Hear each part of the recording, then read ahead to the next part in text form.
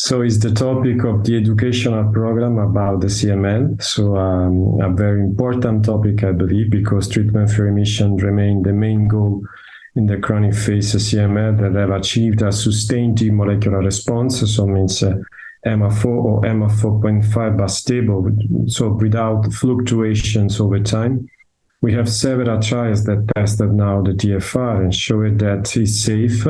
So we can discontinue in the patient that achieve at least a deep molecular response sustained after 3 years with more than 5 years of TKI treatment. So I explored several strategies during the educational program that may increase the eligibility for a possible TFR, starting from an early switch at early time point, so means 3 months, in particular referred to the Asciminib GMEMA trial, and also the DASHN trial, in which there's an early switch to nilotinib or dasatinib to improve the depth of molecular response in order to attempt the TFR.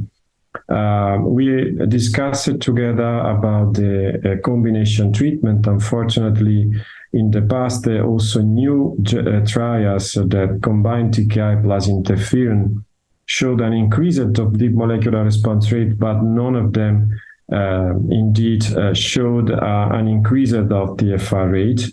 So new possible treatment in the future with new drugs such as Asciminib, that is the first example of allosteric inhibition.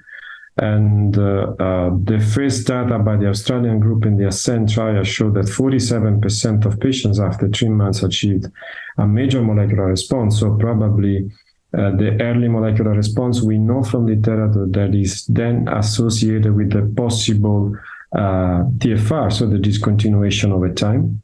We discussed it together about the late switch as a proactive switch only in order to improve the TFR, and a possible de-escalation strategy that is the most promising now in our hands.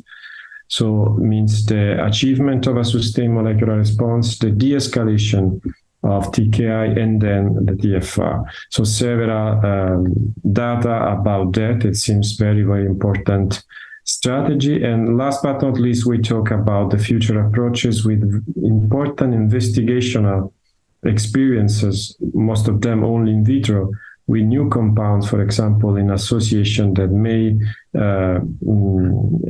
improve the possible TFR acting on the survival of Ph-positive leukemic stem cell.